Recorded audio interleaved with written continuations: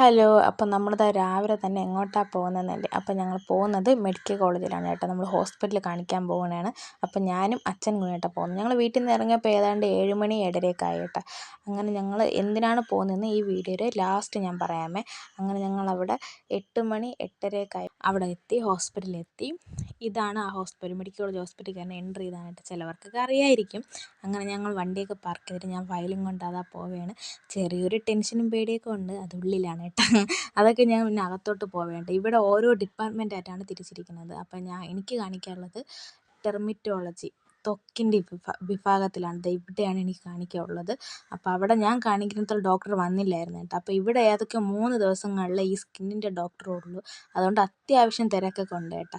അങ്ങനെ ഇവിടെ ഞങ്ങളെ ഒ പിയിൽ ഈ ടോക്കൺ നമ്പർ എഴുതിയിരിക്കും. അതനുസരിച്ചാണ് ഇവിടുത്തെ ഡോക്ടറെ കാണിക്കാൻ പറ്റുന്നത്. അപ്പോൾ എൻ്റെ ടോക്കൺ വെയിറ്റ് ചെയ്യാൻ ഇരിക്കുകയായിരുന്നു. അങ്ങനെ പിന്നെ ടോക്കൺ വിളിച്ച് ഡോക്ടറെ കാണിച്ച് ഇറങ്ങി.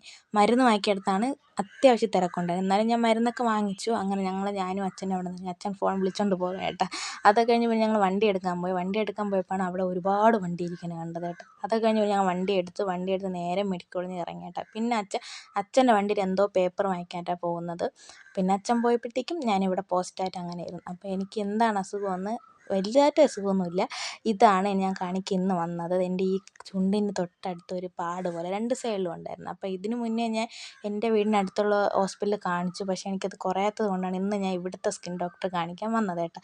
അപ്പോൾ ഡോക്ടർ പറഞ്ഞു വലിയ കുഴപ്പമൊന്നുമില്ല, മരുന്നും ഒക്കെ തന്നായിരുന്നു. അപ്പോൾ ഇനി അത് കഴിഞ്ഞ് അതൊക്കെ കഴിഞ്ഞ് നമ്മൾ നേരെ വീട്ടിൽ പോവുകയാണ്. പോകുന്ന വഴിക്ക് ഞാൻ അവിടെ നിന്ന് 2 ജ്യൂസ് ഞാനും അച്ഛനും കുടിച്ചു. പക്ഷേ ആ വീഡിയോ ഒന്നും എനിക്ക് എടുക്കാൻ പറ്റിയില്ല. അപ്പോൾ ഇത്രയേ ഉള്ളൂ.